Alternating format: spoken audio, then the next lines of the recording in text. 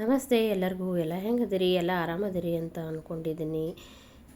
ಕಾಯಿ ಚಟ್ನಿ ಮಾಡೋದು ಎಲ್ಲರಿಗೂ ಗೊತ್ತಿರುತ್ತೆ, ಆದ್ರೆ ಇದೊಂಥರ ಡಿಫ್ರೆಂಟ್ ಚಟ್ನಿ ಅದ. ಒಂದು ಸರಿ ವೀಡಿಯೋನ ಪೂರ್ತಿ ನೋಡ್ರಿ, ಹೆಂಗಂತ ಗೊತ್ತಾಗುತ್ತಾ. ಈಗ ಹಸಿ ಕಾಯಿ ಮನೇಲಿ ತುಂಬ ಇರ್ತಾವಲ್ಲ, ಆಗ ಏನಪ್ಪ ಮಾಡೋದು, ವೇಸ್ಟ್ ಆಗುತ್ತಲ್ಲ ಅಂತಿರ್ತೀರ.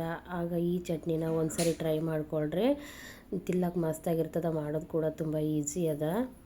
ಈ ಥರ ಹಸಿ ತೆಂಗಿನಕಾಯಿನ ತೊಗೊಂಡು ನಾವು ಸಣ್ಣ ಸಣ್ಣದಾಗಿ ಮೊದಲ ಕಟ್ ಮಾಡ್ಕೋಬೇಕಾಗ್ತದೆ. ನಿಮ್ಗೆ ಹಿಂದಿನ ಸಿಪ್ಪಿ ಬೇಕಂದ್ರೆ ಇಡ್ಬೋದು, ಬೇಡಪ್ಪ ಅಂತಂದ್ರೆ ಒಂದು ಸಿಪ್ಪೆ ಹೆರ್ಚೋದನ್ನು ತೊಗೊಂಡು ಎಲ್ಲ ಹೆರ್ಚಿ ತೆಗೆದ್ರೂ ಹೋಗುತ್ತಾರೆ.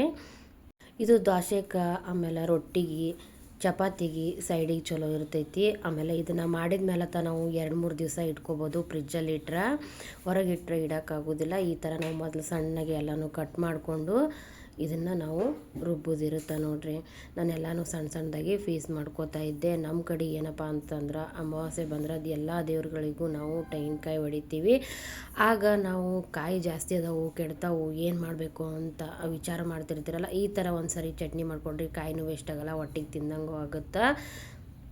ದೋಸೆಗೆ ನಾವು ಮಾಮೂಲಿ ಚಟ್ನಿ ಮಾಡ್ತಿರ್ತೀವಲ್ಲ, ಆ ಚಟ್ನಿಗಿಂತ ಇದು ಮಸ್ತಾಗಿರ್ತೈತೆ ರೀ. ಒಂದು ಸರಿ ನೀವು ಟ್ರೈ ಮಾಡಿ ನೋಡ್ರಲ್ಲ. ಮತ್ತು ಇದು ಜಲ್ದಿನೂ ಹಾಕದ, ಮತ್ತು ಹಳಸೋದೆಲ್ಲ ಏನೂ ಇರೋದಿಲ್ಲ. ಮಾಡಿ 2 ದಿವಸ ಇಟ್ಕೋಬೋದು ನಾವು. ಈಗ ಎಲ್ಲ ಕಟ್ ಮಾಡಿದ್ದಾಯಿತು. ಒಂದು ಮಿಕ್ಸರ್ ಜಾರಿನ ತೊಗೊಂಡಿನಿ ನೋಡ್ರಿ. ನಾನು ಎಲ್ಲನೂ ಇದನ್ನು ಸಣ್ಣಗೆ ನಾನು ರುಬ್ಕೊಂಡು ಬರ್ತೀನಿ. ಈಗ ಮೊದಲಿಗೆ ನಾವು ಸ್ವಲ್ಪ ರುಬ್ಕೊಂಬರೋದಿರ್ತದೆ ರೀ. ಅರ್ಧ ರುಬ್ಬಿದ ಮೇಲೆ ಮುಂದೆಲ್ಲನೂ ಹಾಕೋದು ನಿಮಗೆ ತೋರಿಸ್ತೀನಿ. ಫಸ್ಟಿಗೆ ನಾನು 1 ಸ್ಪೂನಷ್ಟು ಜೀರಿಗೆನ ಸೇರಿಸ್ಕೊಳಕತ್ತೀನಿ ನೋಡ್ರಿ. ಆಮೇಲಿಂದ ನಮ್ಗೆ ಖಾರ ಎಷ್ಟು ಬೇಕು ನೋಡಿಕೊಂಡು ಖಾರನ ಸೇರಿಸ್ಕೋಬೇಕು. ನಾನು ಇಲ್ಲಿ ಇದಕ್ಕೆ ಬಂಗಿ ಪುಡಿ ಅಂತ ಹೇಳ್ತೀವಿ ನಾವು, ಅಚ್ಚ ಖಾರದ ಪುಡಿಗೆ.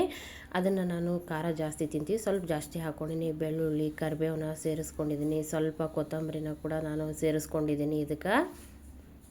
ಈಗ ಮತ್ತೊಂದು ಸರಿ ನಾವು ಇದನ್ನು ರುಬ್ಕೊಂಬರೋದಿರ್ತದೆ ರೀ. ರುಬ್ಕೊಂಬಂದ್ಬಿಡ್ತೀನಿ ನೋಡಿರಿ. ಈಗ ನೋಡಿರಿ, ಎಲ್ಲ ರುಬ್ಬಿ ತಂದಿದ್ದೆ ನಾನು. ಅದೇ ಬುಟ್ಟಿಗೆ ನಾನು ಇವಾಗ ರುಬ್ಬಿದಂತ ಎಲ್ಲ ತೊಗೊಳಕತ್ತೀನಿ. ಮತ್ತು ಆಮೇಲೆ ಸ್ವಲ್ಪನೂ ನಾವು ಇದಕ್ಕೆ ನೀರು ಹಾಕಬಾರ್ದು. ಯಾಕಂತಂದ್ರೆ ಮೊದಲೇ ಹಸಿ ಕೊಬ್ಬರಿ ಹಾಕಿರ್ತೀವಿ, ನೀರು ಹಾಕ್ದೇ ನಾವು ಇದನ್ನು ಚಟ್ನಿ ಮಾಡ್ಕೊಳ್ಳೋದಿರುತ್ತೆ. ಈ ಥರ ನಾನು ರುಬ್ಕೊಂಬಂದೆ ನೋಡಿರಿ. ಇದನ್ನು ಮಾಡಿ ನಾವು ವಾರಾನ್ಗಟ್ಲೆನೂ ಇಟ್ಕೋಬೋದು, ನಡೀತದೆ. ಫ್ರಿಜ್ಜಲ್ಲಿ ಇಡಬೇಕು ಅಷ್ಟೇ ರೀ. ಹೊರಗಿಟ್ರೆ ಹಸಿ ಕಾಯಿದಿರುತ್ತಲ್ಲ, ಅದಕ್ಕಾಗಿ ಬೂಸ್ ಬಂದಂಗೆಲ್ಲ ಆಗ್ತಿರ್ತದೆ. ನಾವು ಹೊರಗೆ ಇಟ್ಕೊಂಡು ತಿನ್ನೋಕೆ ಆಗೋದಿಲ್ಲ. ಇದನ್ನು ಫ್ರಿಜ್ನಾಗಿಟ್ಟು ಆರಾಮಾಗಿ 1 ವಾರದ ಥರನೂ ನಾವು ತಿನ್ಬೋದು ನೋಡಿರಿ. ಈಗ ಲಾಸ್ಟಲ್ಲಿ ಕೊತ್ತಂಬರಿ ಸೊಪ್ಪು ಮ್ಯಾಗ ಉದುರಿಸ್ಕೊಂಬಿಟ್ರೆ ಪೂರ್ತಿ ಚಟ್ನಿ ಎಲ್ಲ ರೆಡಿ ಆಯಿತು ನೋಡಿರಿ. ಈ ವಿಡಿಯೋ ಇಷ್ಟ ಆಗಿತ್ತಂದ್ರೆ ಶೇರ್ ಮಾಡಿರಿ, ಸಬ್ಸ್ಕ್ರೈಬ್ ಮಾಡಿರಿ, ಲೈಕ್ ಮಾಡಿರಿ. ಇದೇ ಥರ ಹೊಸ ರೆಸಿಪಿಯೊಂದಿಗೆ ಮತ್ತು ನಿಮಗೆ ಮುಂದಿನ ವಿಡಿಯೋದಾಗ ನಾ ಸಿಗ್ತೀನಿ. ನೋಡಿದ್ರಲ್ಲ, ಸಿಂಪಲ್ ಆಗಿರುವಂಥ ಚಟ್ನಿ, ಕಾಯಿ ಕೂಡ ವೇಸ್ಟ್ ಆಗಲ್ಲ, ತುಂಬ ಈಸಿಯಾಗಿ ಮಾಡ್ಕೋಬೋದು. ಹೋಗಿ ಬರಲ್ಲ, ಮತ್ತು ಮುಂದಿನ ವಿಡಿಯೋದಾಗ ಸಿಗ್ತೀನಿ.